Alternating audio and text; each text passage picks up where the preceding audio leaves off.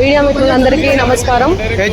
ఏదైతే micro finance పేరిట ఈ సుబ్బు అనే అడ్వకేట్ ఎవరైతే ఉన్నారో ఆయన నా మీద చేస్తున్నటువంటి ఆరోపణలు ఏవైతే ఉన్నాయో అవన్నీ ఫేక్ అలిగేషన్స్. నిజంగా నేను ఇందులో ఇన్వాల్వ్ అయి ఉంటే గిన నేను ఎక్కడికైనా రావడానికి సిద్ధం.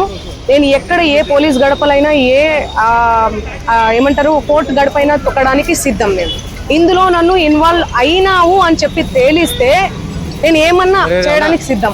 ఇన్వాల్వ్ కాలేదని తేలిస్తే మీరేం చేస్తారు? మీడియా మిత్రులు అందరూ కూడా, నేను మీడియా ఫ్యామిలీ నుంచి వచ్చాను, మీరందరూ ఏం చేస్తారు? నాకు మాట ఇవ్వాలి.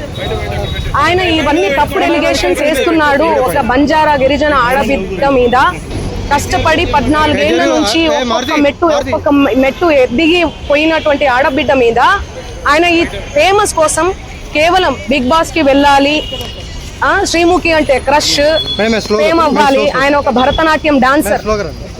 సో ఆ డాన్స్ అవన్నీ నేర్చుకొని ఉన్నాడు కాబట్టి ఆయనకి సినిమా పిచ్చి ఎక్కువ, సినిమాల మీద మక్కువ ఎక్కువ.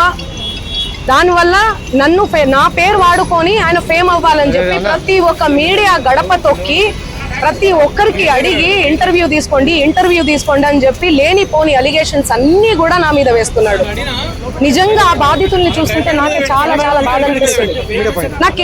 నాకేం సంబంధం ఉంది?